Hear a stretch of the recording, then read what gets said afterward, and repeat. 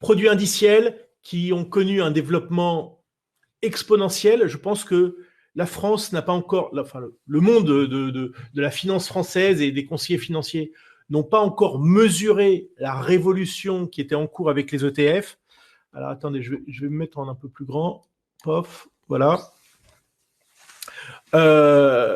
C'est une véritable révolution dans le domaine de l'investissement financier. Alors, précision, donc moi je suis Régis Jancovici, je suis dirigeant de Pragmages, qui est une société de conseil en investissement en allocation d'actifs à base d'ETF. On ne fait que ça. On est fabricant d'allocation d'actifs à base d'ETF pour une clientèle essentiellement de professionnels, mais également quelques particuliers nous ont démarché, et donc on a quelques particuliers en direct.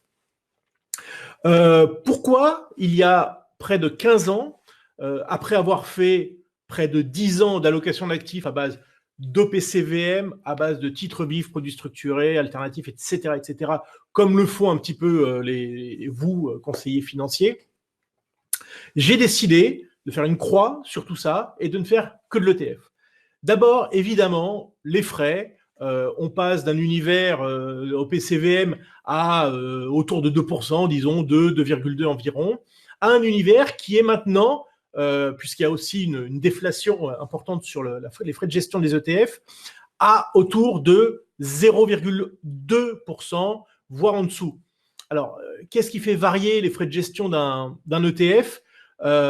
C'est la technicité de l'indice. Sur un indice très large, très liquide, où aussi il y a beaucoup de concurrence entre les différents gérants d'ETF, on a des frais qui maintenant avoisinent tout simplement les zéros. Voilà, c'est juste dingue, mais on est quasiment à zéro, on va dire entre 0 et 0,1%. Mais il y a également, ça il faut le savoir, alors ça reste anecdotique, mais il faut le savoir, il y a donc des gammes à 0% et même un gestionnaire d'ETF qui a lancé des ETF avec des frais de gestion négatifs, c'est-à-dire il vous paye pour que vous investissiez. Alors évidemment, ils ne sont pas totalement maso parce qu'ils se récupèrent sur autre chose, en particulier souvent du prêt de titre, mais tout le monde fait du prêt de titre. En tout cas, tous ceux qui font de la réplication physique font du prêt de titre. Donc on est dans un univers déflationniste avec des frais vraiment extrêmement bas. Quelques éléments pour vous dire un peu le succès de ces ETF. On a atteint, il y a quelques mois, 6 000 milliards de dollars d'actifs sous gestion en ETF. 6 000 milliards, ça représente à peu près 15% des fonds ouverts au monde. On vient, alors je regarde un peu sur ma gauche parce que j'ai quand même noté quelques chiffres, c'est une hausse. On était il y a 10 ans à peu près 800 milliards, donc de 800 milliards à 6 000 milliards, une hausse en 10 ans de 23% annualisée. C'est vraiment considérable, et évidemment, alors il y a de l'effet marché, et dans le même temps, pour ne parler qu'aux États-Unis, les mutual funds ont décollecté 1300 milliards de dollars. Et là encore, alors ça s'est pas beaucoup vu quand on regarde un peu de loin, parce qu'il y a un effet marché. Mais il y a eu quand même 1300 milliards de rachats sur des mutual funds de gestion active. Et le dernier en date, dont on n'a pas beaucoup entendu parler en France, c'est CalPERS, la caisse de retraite américaine, la plus grosse aux États-Unis, qui a décidé de réduire ses fonds, ses mandats de gestion active alors je ne vais pas vous dire de bêtises, donc je regarde, de 17 à 3 de fonds de gestion active, et l'impact en termes d'AUM a été de 31 milliards de dollars. C'est-à-dire, il y a 31 milliards de dollars que CalPERS a décidé de retirer à la gestion active pour investir essentiellement en gestion passive. Alors, on ne peut pas taxer ces gens-là d'avoir un biais intellectuel particulier, de rechercher tel ou tel intérêt personnel. Non, ils investissent pour au mieux des intérêts des retraités américains. Autre indicateur intéressant et historique, On sait depuis quelques années que les flux vers les ETF sont plus importants que vers la gestion active. C'est maintenant vrai en Europe. Maintenant, c'est vrai également au niveau du stock. Aux États-Unis, les mutual funds actions sont devenus plus petits que l'AUM sur les ETF. Aux États-Unis, en Europe maintenant, on a atteint 1000 milliards. On vient de les atteindre au mois de décembre. Là encore, on a multiplié par 2 en 4 ans. On est en retard, forcément. Les ETF ont été lancés en Europe en 2000, aux États-Unis en 91. Donc, on a à peu près 10 ans de retard avec tous les freins au développement que vous connaissez en Europe et sur lesquels on peut évidemment parler. Un indicateur qui me paraît aussi intéressant, c'est que des acteurs historiquement investis dans la gestion, dans le stock picking, se sont mis à promouvoir les ETF. C'est des gens que vous connaissez bien parce que vous achetez souvent leurs EPCVM, comme Fidelity, comme JP Morgan. Et puis dans un autre domaine, Goldman Sachs a annoncé qu'il allait développer une gamme d'ETF en Europe il y a quelques mois également. Donc tout le monde se met à l'ETF. Ce n'est pas un effet de mode. C'est quelque chose qui est en train de prendre une place majoritaire dans l'univers des véhicules d'investissement financier. Et alors, je dis l'Europe est en retard, mais les particuliers européens sont également en retard, parce que si le marché américain, qui est à peu près 50%, 50% de particuliers et 50% d'investisseurs institutionnels, professionnels, en Europe, les particuliers ne pèsent que 15%. Et je ne peux pas croire que les intérêts des investisseurs particuliers américains soient très différents des intérêts des investisseurs européens. Donc, 15% en Europe, 50% aux États-Unis. La marge de progression en Europe est vraiment magistrale, vraiment très importante. Et aujourd'hui, je suis convaincu, et c'est ce que je dis à tous vos collègues quand je fais des réunions, que avoir aujourd'hui une offre en ETF pour un conseiller financier, c'est un moyen de conquête de nouvelles clientèles, et encore, je pense, pour plusieurs années, mais dans quelques années, ne pas avoir d'offre en ETF, c'est un risque de perte de clientèle. Et aujourd'hui, alors je prends toujours beaucoup de plaisir parce que la clientèle de particuliers n'est pas une clientèle que je développe activement. Et personne autour de moi ne cherche à la développer en particulier, mais on a des coups de fil entrants en disant je vous ai vu, monsieur Jancovici, spécialiste ETF, comment je fais? Mon conseiller ne m'en propose pas, ou ne sait pas exactement comment faire pour m'en proposer, donc ils arrivent chez moi. Voilà. Alors, je veux quand même dire également, parce que c'était aussi l'objet de ce webinaire, que je trouve que la proposition aujourd'hui qui est faite en ETF et l'utilisation qui en est faite est d'une grande pauvreté. Voilà, je trouve ça d'une grande pauvreté. Je suis un peu déçu, ou alors je me dis que vraiment l'avenir est devant nous, parce qu'aujourd'hui, quelle est l'utilisation des ETF qui est faite? D'abord, quand on regarde la distribution des actifs, on s'aperçoit que 80 à 90% du stock est investi dans des ETF de grande capitalisation, pondérés par la capitalisation, ça veut dire des indices les plus larges, les plus connus, CAC 40, Eurostock 50, S&P 500 ou MSCI World. Et c'est ce genre d'investissement-là, on comprend que c'est des investisseurs qui vont faire sans doute du buy and hold, très bien, pourquoi pas, qui voient l'ETF uniquement comme un moyen d'accéder au marché à moindre prix. Ce qui est le cas, c'est parfait. Il faut qu'il y ait ce genre d'investisseurs-là, et cette économie, ce différentiel d'économie est colossal quand on le capitalise. Souvent, alors il y a deux types d'investisseurs, il y a ceux qui font eux-mêmes et ceux qui délèguent. Ceux qui font eux-mêmes voient l'ETF alors soit comme un outil de buy and hold, soit comme un outil de trading. On voit des flux et des rachats très importants sur les ETF à levier, alors que je trouve que ça devrait rester presque anecdotique. Et pour ceux qui délèguent, qu'est-ce qui leur est proposé la plupart du temps? Des gestions systématisées, quantitatives, uniquement la plupart du temps basées sur du Markowitz amélioré. Alors, qui dit Markowitz dit... alors, je vois une question en même temps. Je finis et je jette un œil à droite. pardon, qui dit Markowitz dit théorie du marché efficient, et on sait bien, pour en tout cas ceux qui ont déjà géré, parce qu'évidemment, il n'y a pas besoin d'avoir géré pour proposer un modèle quantitatif mathématique qui a pu fonctionner sur un backtesting. Eh bien, il s'appuie juste sur des hypothèses qui ne fonctionnent pas, parce qu'on sait bien, et Markowitz le dit lui-même, que les hypothèses réductrices pour pouvoir mettre ça en équation sont tellement réductrices que ça ne marche pas dans la vie réelle. Alors, je regarde la question d'Olivier. Que pensez-vous des ETF BER sur le CAC?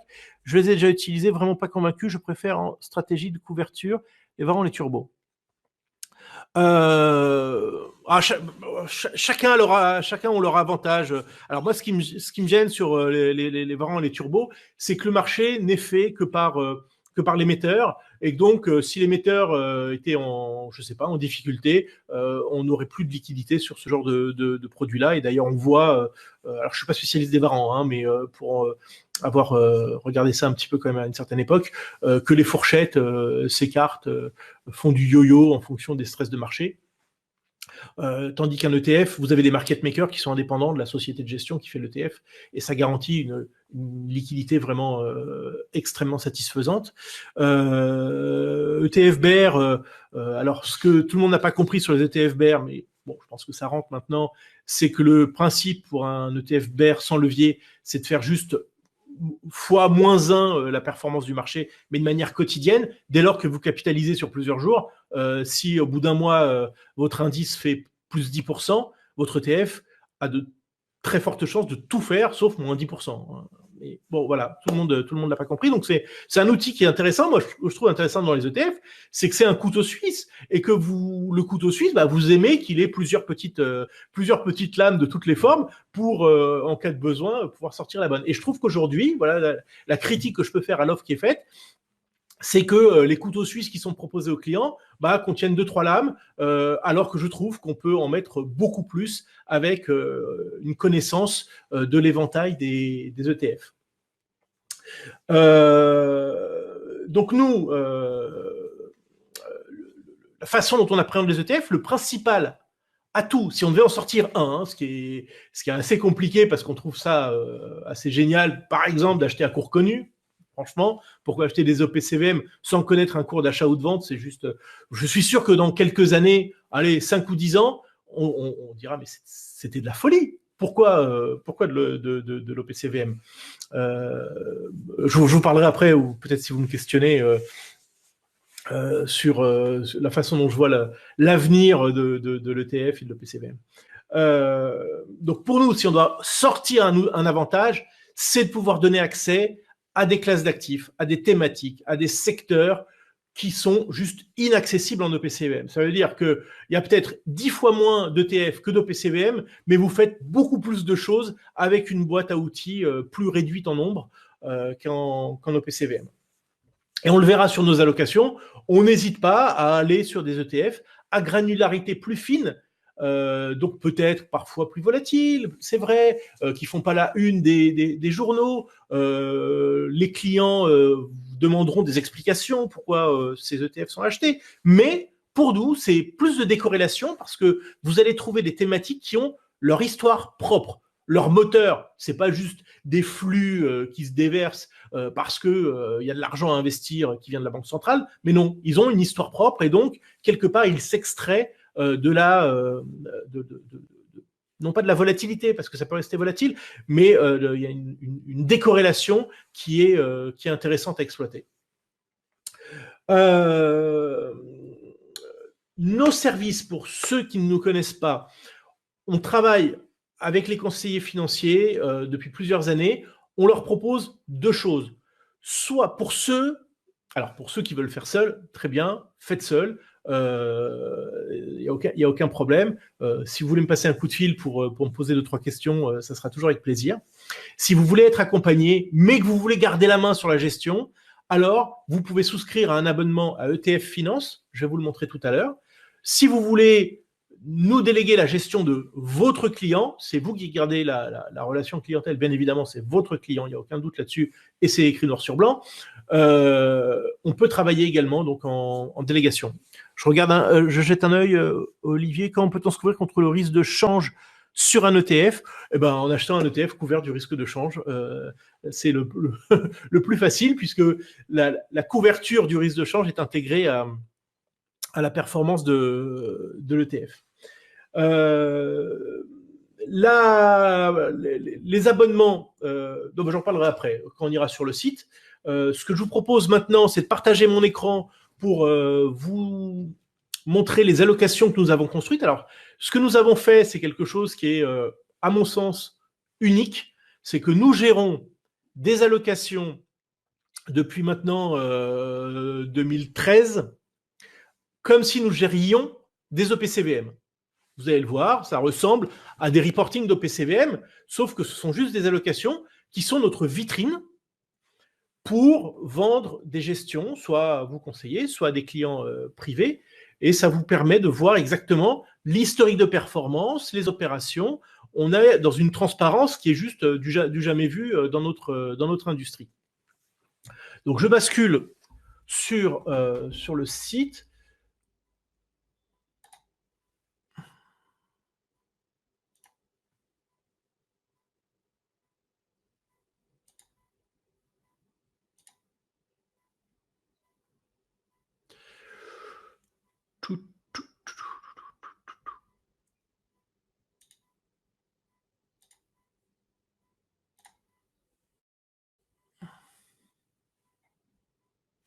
Voilà, alors normalement, vous voyez, vous devriez voir mon écran. Est-ce que vous...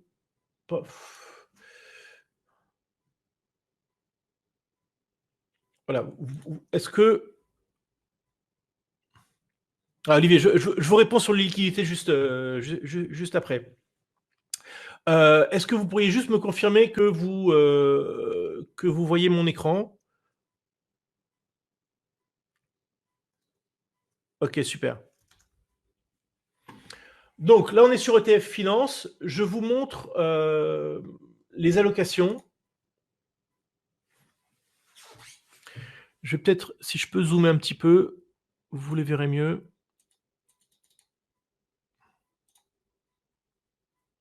Voilà. Est-ce que c'est lisible? Est-ce que c'est lisible pour vous?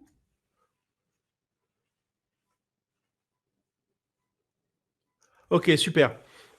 Alors, la particularité de nos allocations, bon, souvent, même dans 100% des cas à peu près, les allocataires proposent des niveaux de risque. Évidemment, c'est obligatoire.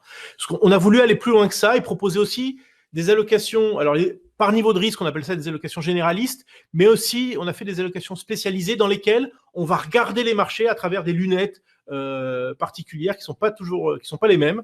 Et donc, on n'a pas simplement une méthodologie unique qu'on applique à un marché unique, on va avoir un prisme particulier. Par exemple, la première allocation future, c'est de s'intéresser à des thématiques innovantes, à forte visibilité, à forte croissance. C'est ce que certains appellent les méga-trends. Et vous avez même certains OPCVM qui sont développés là-dessus. Pictet en a un depuis longtemps. Et donc, mais on le fait non pas avec des sociétés, mais à travers des ETF. Et ça, si vous demandez à n'importe quel conseiller financier ou particulier intéressé aux ETF, il va se dire, ah bon, mais qu'est-ce que vous achetez à part un ETF Nasdaq et un ETF Healthcare? Bon, on ne sait pas trop. Mais on va voir si vous le souhaitez. Je vous fais un tour global des allocations. Après, vous me ferez, vous me direz si vous voulez qu'on zoome sur une ou plusieurs d'entre elles.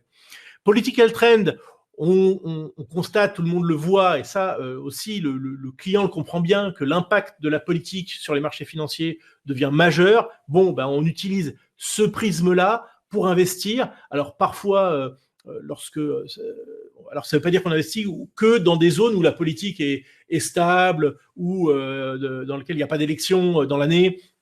Pas du tout. On cherche à profiter des excès dus à des tensions politiques. Par exemple, quand il s'agit de construire, construire un mur entre les États-Unis et le Mexique, les actifs mexicains ont fortement baissé. Bon, bah, on a acheté à ce moment-là du Mexique. Ou alors, lorsqu'il y a eu l'année dernière un bombardement de capacité de production pétrolière en Arabie Saoudite, on a acheté un ETF sur l'Arabie Saoudite. Volatilité, on est dans un tout autre domaine. on profite de la structure à terme de la courbe de volatilité. C'est l'allocation qui est la plus performante, non pas en 2019, mais sur longue période, puisqu'on a une performance annualisée depuis 10 ans autour de 20%. Donc, c'est juste prodigieux. L'année dernière, elle a fait 9%, donc en dessous de sa moyenne, mais elle est vraiment assez étonnante. Smith Cap, bon, ça parle small et mid cap, donc ça parle de son nom. On cherche évidemment parfois à avoir une granularité un peu plus fine que d'acheter un ETF small cap world, d'ailleurs ce qu'on fait jamais parce que les clients n'ont pas besoin de ça pour nous. Mais par exemple, je vous donne des small caps qu'on achète en ce moment, on achète des small caps indiennes parce que oui, effectivement, personne n'en parle parce qu'il n'y a pas d'ETF référencé en Europe sur les small caps indiennes, mais on achète beaucoup d'ETF cotés sur le marché américain où on a une densité plus importante. Le PEA, je ne comprends pas pourquoi tous les épargnants français ne font pas que de l'ETF dans leur PEA, ou en tout cas une majorité d'ETF, puisque c'est le seul moyen d'internationaliser, j'ai réussi, son PEA. Alors, moi, je suis de ceux qui pensent de manière assez récente que l'Europe devrait faire un rattrapage, donc internationaliser cette année, c'est peut-être pas la meilleure idée, mais c'est clair qu'à moyen terme, la zone euro est peut-être pas la zone la plus réjouissante à mettre dans un PEA, donc c'est comme une évidence de mettre de l'ETF dans un PEA. Émergent, c'est à la manière d'un fonds émergent, mais toujours, je le précise, et c'est vrai sur toutes les allocations, nous n'avons pas même si on utilise des fonds indiciels, nous n'avons pas de souci de battre un indice, parce que on n'oublie jamais que ces allocations sont faites pour des particuliers. Donc il y a aussi, alors je dis pas que le particulier se moque totalement des indices, c'est pas ça, c'est juste que le particulier, pour le satisfaire, c'est un mix assez subtil de gestion relative à un indice, mais aussi de gestion absolue. Et c'est d'ailleurs pour ça, alors, la performance, par exemple, de PEA International à 17% cette année, c'est pas bon, n'est pas très bonne, mais effectivement, on va peut-être se freiner un petit peu lorsque les indices caracolent comme ça.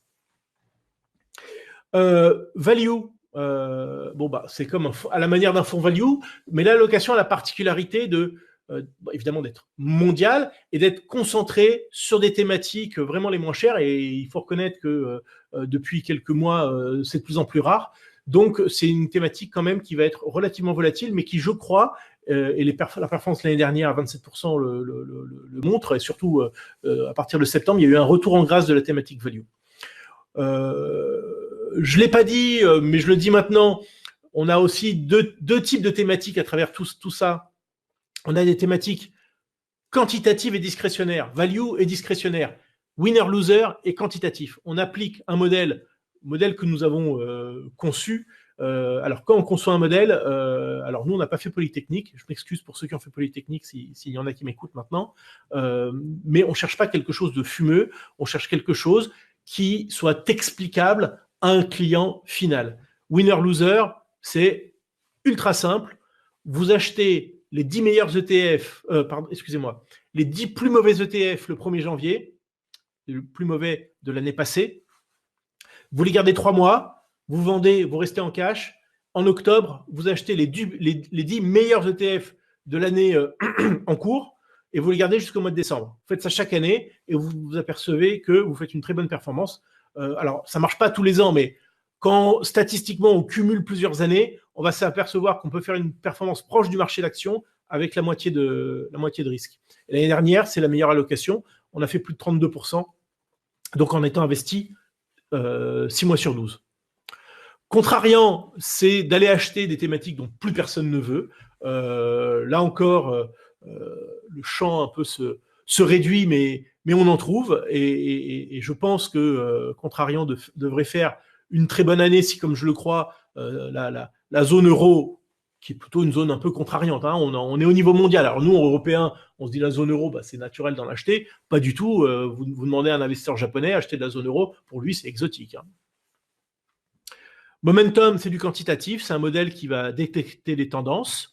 Guerre protection, c'est une allocation qui est dans la zone 0,50, donc plutôt un prudent équilibre, qui va regarder le monde à travers les tensions géopolitiques. Évidemment, actuellement, c'est une allocation qui a beaucoup de sens, qui, malgré son exposition assez limitée au marché de l'action, a fait une bonne performance l'année dernière, avec une volatilité aussi assez faible.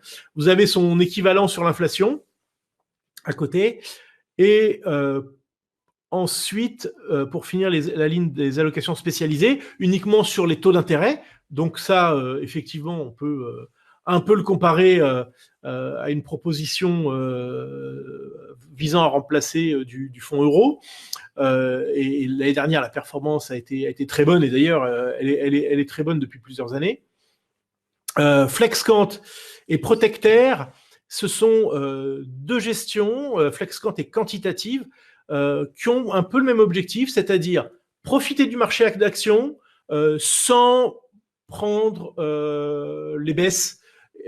Quand je parle des baisses, je ne parle pas d'un crack du jour au lendemain, moins 20%, mais je parle d'un bear market. Typiquement, c'est un Flexcant est un modèle qui a très bien encaissé le choc 2000, 2003, 2008, 2009, 2010, et qui, de ce fait, voilà, je prends une partie de la hausse du marché de l'action, mais surtout, j'évite de prendre la baisse. Donc, c'est un modèle qui va vraiment de 0 à 100% action. Et Protectaire, c'est une allocation qui est plus en buy and hold, qui est relativement figée et qui va vraiment protéger le portefeuille et même bénéficier d'une situation de crainte récessionniste et d'une récession. Et ensuite, alors je ne vous les commande pas, prudent équilibre dynamique. Voilà. Alors, je retourne un instant, tac. Voilà.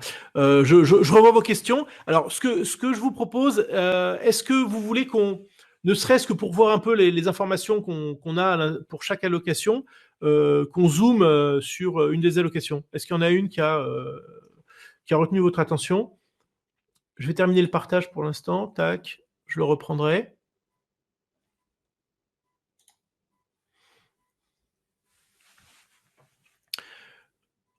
Ah, volatilité. OK. On va regarder volatilité. Est-ce que, je sais pas, Madame Agnès, est-ce que vous voulez qu'on regarde une allocation? Honneur aux dames.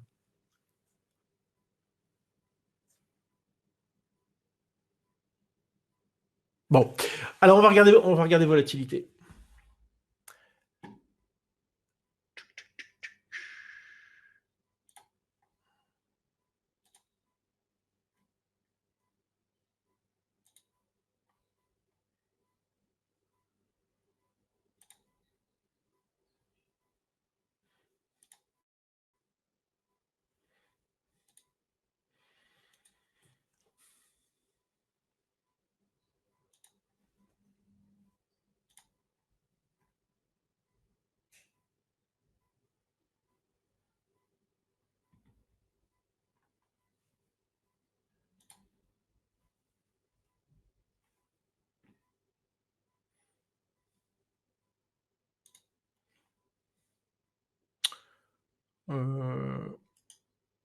Alors pourquoi ça marche pas? Voilà.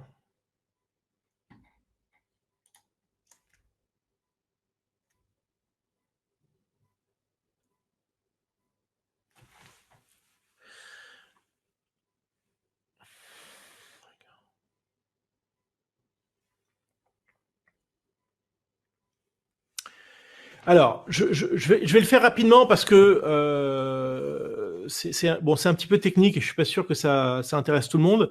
La courbe de volatilité.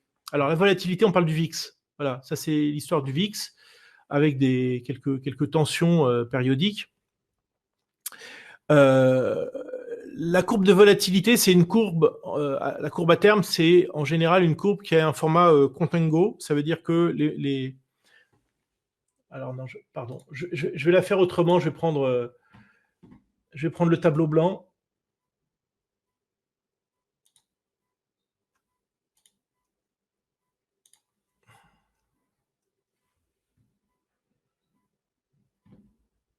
Ah zut, voilà.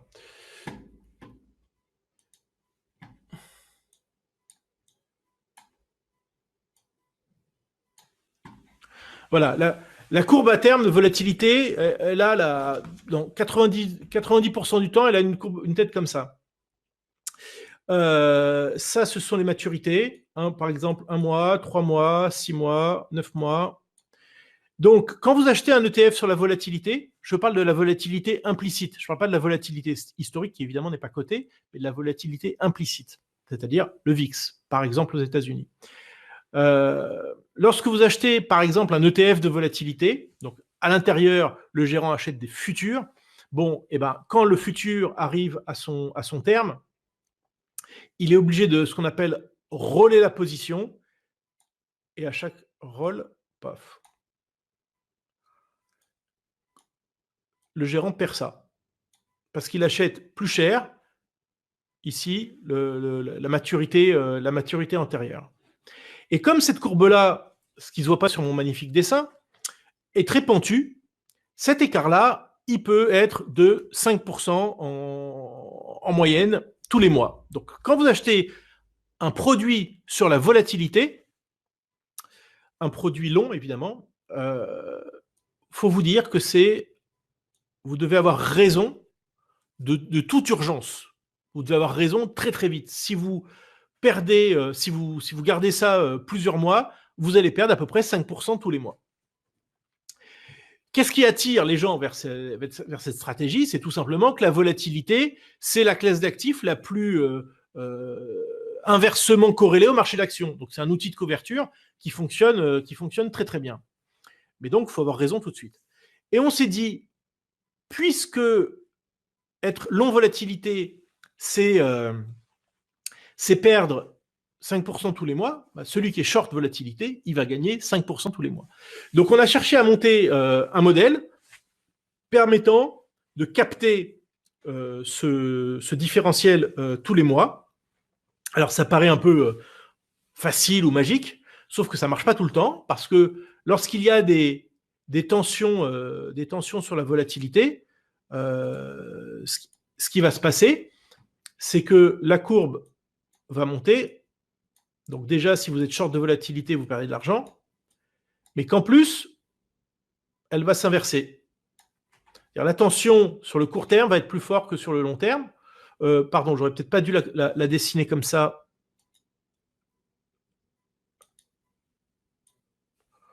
Bon, vous avez compris que j'ai voulu effacer cette partie-là. Tac. Ah, c'est du grand art. Hein. Voilà, j'aurais dû la dessiner comme ça, une autre échelle. Ça veut dire que quand même, le long terme monte aussi, et moins que le court terme, et donc la courbe s'inverse. Donc dans ces cas-là, la stratégie short de volatilité, elle est très perdante. Donc nous avons intégré un modèle de façon à détecter, quand ça frémit un petit peu, et de se positionner et de couper les positions en étant cash. Voilà. Comment fonctionne volatilité. Alors c'est vraiment un secret de fabrication. Donc je vais pas rentrer plus dans le détail, mais ça donne des résultats tout à fait prodigieux. Peut-être vous montrer la synthèse des résultats. Ça aussi, c'est quelque chose que vous voyez, je pense, assez rarement.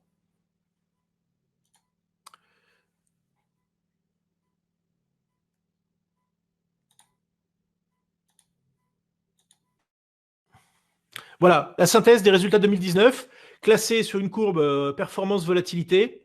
Donc, je vous disais winner-loser, et qui d'ailleurs pas dans les plus volatiles, puisque je vous l'ai dit, on est investi que 6 mois par an, fait plus de 30%, l'année dernière. Je vous laisse lire rapidement. Alors, je suis désolé, il y a des parties qui ne sont pas très lisibles parce que ça se superpose. Ce graphique-là est accessible en direct sur le site ETF Finance sans être abonné, où vous pouvez accéder même sur différentes périodes. Voilà, les allocations les plus prudentes avec des volatilités entre 4 et 6. Bon, bah, sur uniquement des taux, on était à 7%. Oui, quasiment 7. FlexCant à 10. Prudent avec la même volatilité, on est à plus de 13. On a fait vraiment une très très bonne année.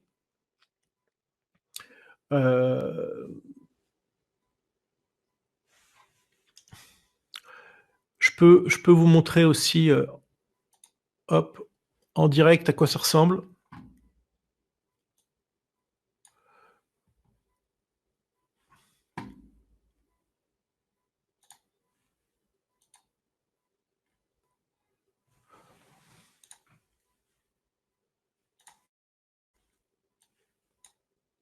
Alors là, on va retrouver la même chose sur ETF Finance, hein, mais j'ai été sur notre site de gestion des allocations.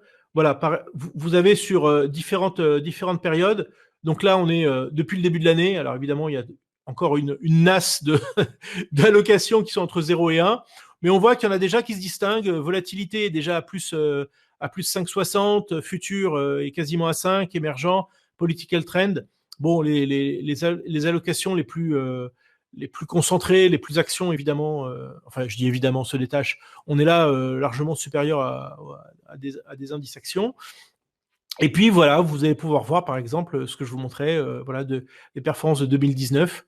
Et ça, c'est vraiment les performances en temps réel, hein, sur toutes nos allocations. Je suppose que c'est un outil que vous n'avez pas quand vous achetez des OPCVM. On peut ici, si on prend... Non, ça, bon, on va le fermer. Paf.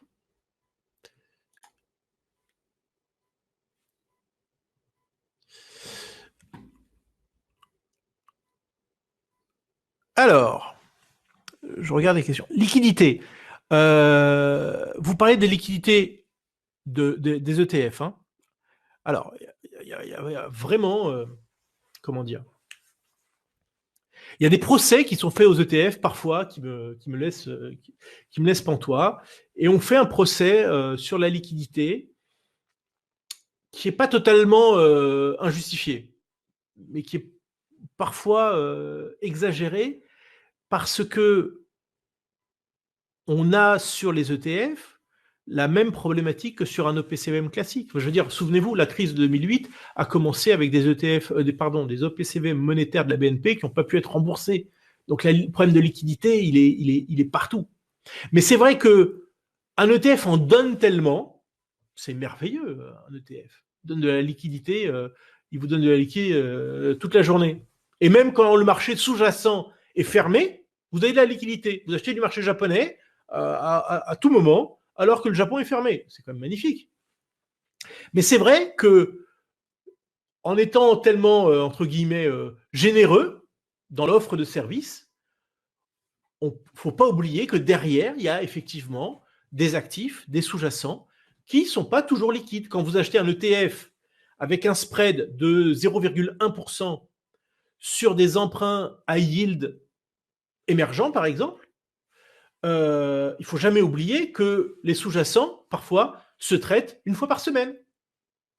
Et donc, qu'en cas de crise, vous allez retrouver la liquidité de votre sous-jacent. Alors, ça ne veut pas dire que l'ETF va traiter une fois par semaine. Vous pourrez continuer à acheter et vendre votre ETF, mais vous allez voir les spreads plus être de 0,1, mais s'élargir. 0,2, 0,3, 0,4, pourquoi pas 1%, 1,5, 2%, si les actifs sous-jacents ne sont pas liquides.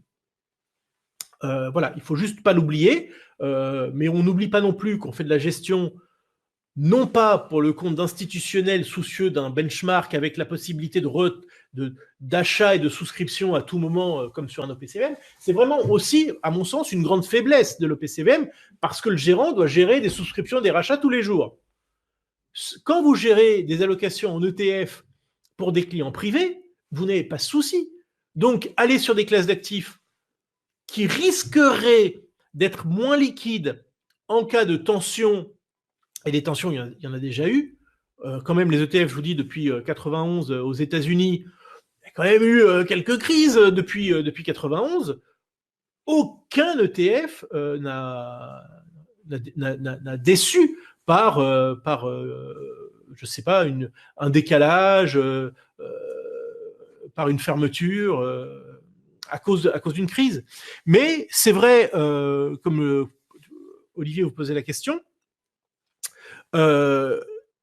que un risque qui est pas une catastrophe, hein, en Europe, c'est que vous avez à peu près la moitié des ETF cotés qui font moins de 50 millions d'euros. Moins de 50 millions d'euros pour survivre dans un monde déflationniste, c'est compliqué. Donc ma crainte, c'est effectivement de voir des ETF fermés, des ETF qu'on aime bien parce qu'ils ont des granularités assez fines, fermés. Alors, j'y crois pas forcément trop. Je crois qu'au contraire, ça va pousser les promoteurs d'ETF à se regrouper pour avoir des tailles critiques et qu'il n'y ait pas, par exemple, je sais pas, 5 ETF sur la Pologne. Voilà, bon, c'est pas une zone qui est forcément très courue. Les ETF sont pas forcément énormes, donc pourquoi pas des regroupements. Et je pense que c'est pas tout à fait anodin si on a passé l'année 2019 à parler de la vente de l'Ixor. Je pense qu'il n'y a pas de fumée sans feu et que peut-être la Société Générale serait intéressée par vendre l'Ixor.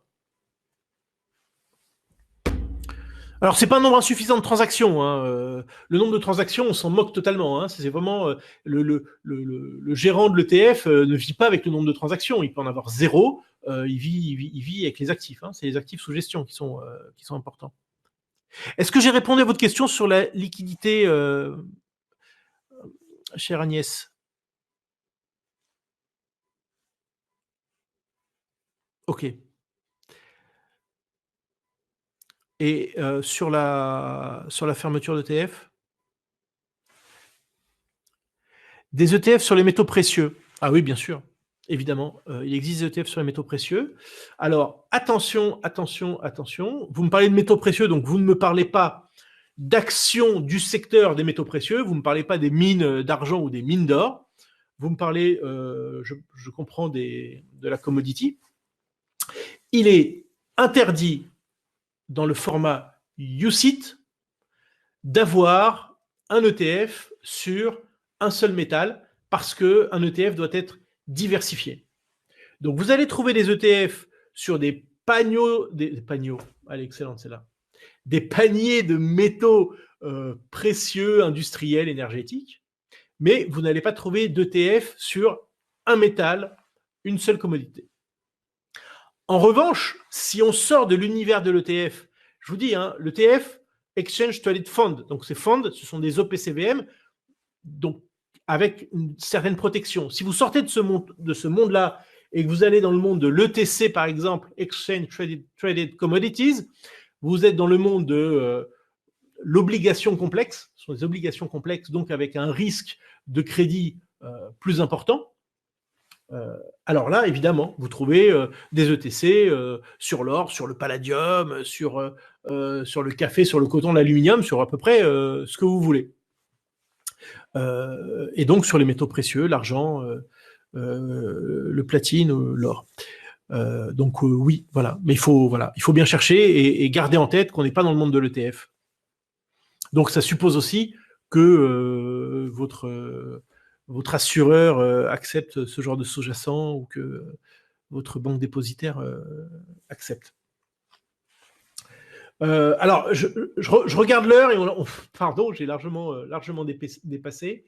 Je voudrais juste conclure et puis après éventuellement reprendre des questions si vous le souhaitez. Aujourd'hui, quand pour vos clients, vous achetez des OPCVM, vous achetez deux choses. Vous achetez l'accès à un marché et une stratégie de gestion. Ce que je propose, c'est de couper ce cordon ombilical, d'acheter des ETF pour l'accès au marché pas cher et de reprendre en main la stratégie parce que vous reprenez en main aussi votre prix de vente. Et que payer cher des gérants qui n'ont pas su, qui n'ont pas pu, je ne leur jette pas la pierre, hein, la gestion c'est un métier compliqué, et quand on traîne plus de 2% de frais, c'est encore plus compliqué de battre un indice. Je crois surtout que la structure au PCBM est totalement obsolète et qui plus est inadaptée à de la clientèle privée. Et donc, vous coupez le cordon ombilical, vous achetez des ETF pour l'accès au marché et vous sortez de ce package la stratégie que vous mettez en œuvre, que vous mettez en œuvre avec votre client ou que vous mettez en œuvre avec nous en délégation ou en conseil. Voilà, c'est mon mot de conclusion. Je regarde si j'ai rien oublié de de vous dire. Je veux bien poursuivre sur les questions. Vaut-il mieux une réplication synthétique ou réelle, donc appelée physique? Alors, c'est un débat qui a agité en 2008, 2009, 2010, qui permettait de faire une petite guéguerre entre Lixor, qui faisait que du physique, que du synthétique, et iShare, qui faisait que du physique. Depuis, iShare fait les deux, Lixor fait les deux. Je dirais qu'il faut, dans le cas d'un certain nombre de marchés, il est plus intéressant de faire du synthétique. Dans d'autres, il est mieux de faire du physique. C'est vrai que la demande des investisseurs a été d'aller vers du physique pour qu'il y ait une cohérence parfaite entre le panier détenu et l'indice traqué, ce qui n'est pas le cas du synthétique. Mais la tracking error de la réplication est plus propre dans le cas du synthétique, dans le cas du physique, parce que dans le cas du physique, vous embarquez des frais de frottement qu'il n'y a pas dans le synthétique. Donc, je crois qu'il faut... pour ma part, je diversifie. Quand je vois qu'il y a trop de synthétique dans une allocation et que j'ai le choix, j'achète l'autre type de réplication.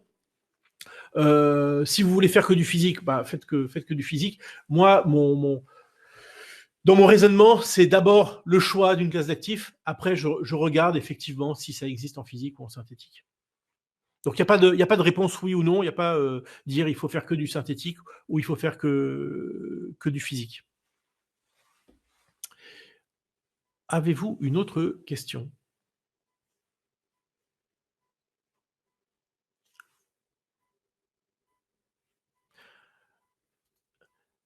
Est-ce que Jacques ou Thierry ont des questions? Ont-ils entendu? Ont-ils participé? Alors, coût d'abonnement. Donc, avec l'abonnement, alors attendez, j'y retourne 2 minutes. Bon, je vous réponds et après je vous montre en 2 secondes. L'abonnement coûte entre 3 000 et 8 000 euros par an. Et voilà, donc ça vous donne accès comme si vous aviez une caméra sur un gérant de PCVM. Tac, oui, parce que je ne vous ai pas montré ce que vous pourriez voir.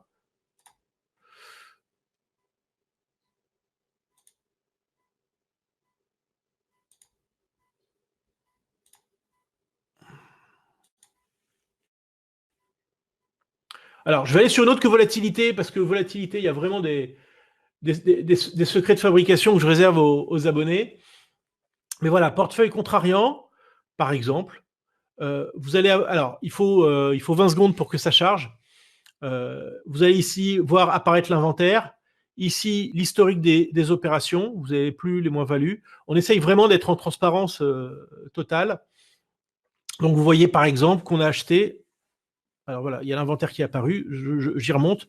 Voilà, la dernière opération, ça a été un achat d'un ETF sur le Nigeria et une vente de mines d'argent. Voilà aujourd'hui le portefeuille.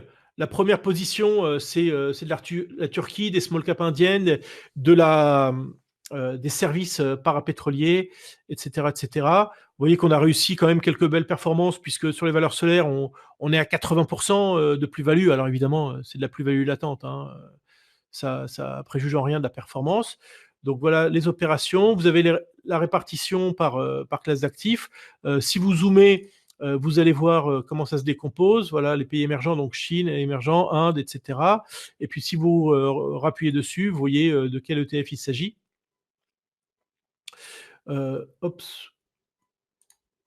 Pardon. Voilà. La répartition géographique. Ça, c'est intéressant, l'évolution des classes d'actifs. Vous voyez par exemple que entre août et novembre, on avait acheté des actions BER pour couvrir un peu le portefeuille, donc des actions, des ETF BER, et que ça a disparu. Donc ça montre vraiment tout le film de la gestion. L'historique des performances. Alors, je précise en fait qu'on a intégré un outil depuis la fin 2018 qui est venu se substituer à un ancien outil. Donc, pour l'historique de performance, j'écris bien ici à partir du 31/12/2018. Donc cette performance 2018 est juste sur une journée. On va l'effacer, ça n'a aucun intérêt. Et que l'historique de performance est dans l'ancien outil.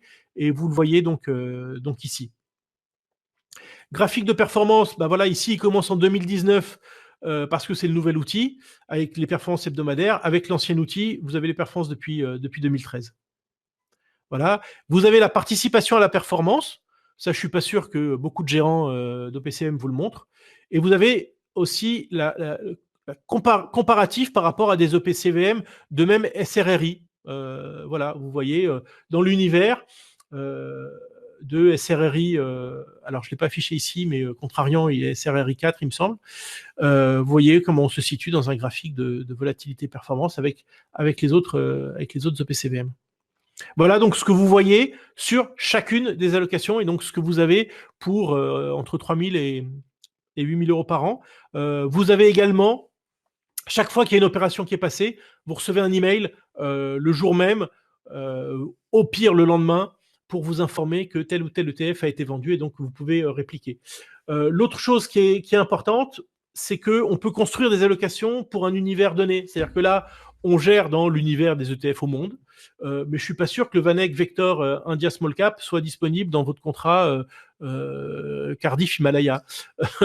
Donc, ce qu'on propose, c'est on peut définir des univers et vous proposer une allocation dans un univers donné.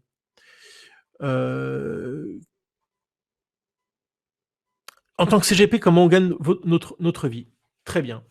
De manière schématique. Je vous le fais de manière schématique. Après, on pourra parler au cas par cas. Quand vous basculez de l'OPCVM à l'ETF, grosso modo, vous faites économiser, vous avez une économie de 2%. Cette économie, elle va être répartie dans les grandes masses entre un tiers pour vous, un tiers pour l'allocataire. Donc, évidemment, on espère que vous allez travailler avec nous. Donc, un tiers pour nous si vous travaillez avec nous. Et vous rendez un tiers pour le client. Après, les curseurs s'ajustent. Ça veut dire que si on parle de un tiers de 2%, donc à peu près 0,70, ces 0,70 viennent se substituer à la rétrocession sur OPCVM que vous aviez par le passé. Alors, on peut bouger les curseurs pour passer de 0,70 à 1%, par exemple, pour que vous retombiez sur vos pieds si vous touchiez à peu près 1% de rétrocession. Après, concrètement, est-ce que ce sont des frais qui sont payés par l'assureur si on est dans un contrat d'assurance vie? Est-ce que ce sont des frais payés par nous qu'on vous rétrocède? Est-ce que ce sont des frais que vous allez devoir réclamer à votre client? Ça, je dirais, on est vraiment au cas par cas. Si vous êtes dans un PEA, un compte titre, si on est en assurance vie, si on est dans un fonds interne dédié, si on est dans un fonds d'assurance spécialisé. Après, on parlera au cas par cas. Mais j'espère avoir en tout cas répondu à votre question. Mais si vous voulez qu'on zoome sur un des cas, écrivez-le moi. Combien de classes d'actifs sont disponibles? Je dirais toutes. Toutes, c'est-à-dire que actions, obligations monétaires, devises, matières premières, crédit, qu'est-ce qu'on peut rajouter encore?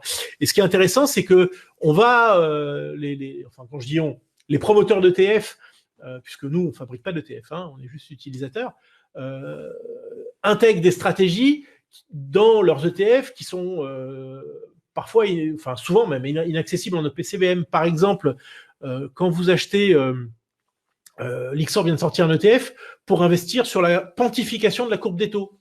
Alors c'est vrai, évidemment, c'est très technique. Je ne vois pas un conseiller financier proposer ça à son client. Mais nous, dans nos allocations, par exemple dans l'allocation taux, parce qu'on imagine taux d'intérêt, on va acheter des emprunts d'État ou un peu de crédit pour augmenter le taux actuariel. Non, pas seulement, et même assez peu, surtout par les temps qui courent. Donc, on est obligé d'aller chercher des stratégies un peu sioux, et c'est un exemple. Donc, tout ce qui est coté, alors, le prix des œuvres d'art n'est pas coté, donc il n'y a pas d'ETF dessus. La météo n'est pas cotée, donc il n'y a pas d'ETF dessus. Mais vraiment, on utilise tout et on va le chercher là où il se trouve. Avec l'Europe et les États-Unis, on trouve tout ce qu'il nous faut. Mais si besoin, on irait acheter des ETF au Japon ou en Chine, mais il n'y a pas de besoin particulier. Combien d'ETF disponibles aujourd'hui? Alors, dans le monde, à peu près 6000. Dans, dans un PEA, à peu près 250. Dans un contrat d'assurance vie, variable selon les assureurs. Alors, on a une offre particulière de multigestion, de fonds externes. Oui, une multigestion dans l'assurance vie luxembourgeoise avec Baloise, où on a construit une forme de contrat en ETF. On a sélectionné pour eux une centaine d'ETF. Donc là, il y a 100 ETF avec Baloise. On a travaillé avec AGEAS. Si vous travaillez avec AGEAS France et que vous demandez une délégation de gestion en ETF, c'est nous qui la faisons. On fournit l'allocation autant que aussi souvent que nécessaire à AGEAS qui la met en œuvre pour tous les contrats en ETF. Là, il y a une quarantaine d'ETF qui a été sélectionné. Mais après, évidemment, ça dépend de chaque assureur. Est-ce que je réponds à votre question? Bon, c'est vrai que c'est sympa le webinaire, mais c'est frustrant de pas vous avoir en face. Hein. Il va falloir qu'on trouve une solution pour que vous ayez chacun une petite caméra sur vous, au moins que je puisse vous voir, ou je viendrai vous voir. Ok, merci Thierry. Est-ce que vous avez encore des questions? Évidemment, si les questions suivent, une fois qu'on a interrompu ce webinaire, on se parle, hein, et puis on se rencontre si nécessaire. Ce sera toujours avec grand plaisir. Vous voyez qu'on est passionné. On fait partie vraiment des précurseurs sur les ETF, puisque c'est dès 2007 qu'on a dit, on va faire plus que de l'ETF. Il y a assez peu de personnes sur le marché qui ont cette antériorité et cette légitimité pour vous parler d'ETF. Je vois pas d'autres questions. Ah si, alors je vois que ça pianote, donc j'attends que la question s'affiche. Ouais, merci beaucoup. Merci à vous, merci d'avoir participé à ce webinaire. Et je vous dis à très bientôt. Si vous avez un intérêt, on est à votre écoute pour avancer ensemble. À très bientôt. Très bon week-end. Au revoir à tout le monde.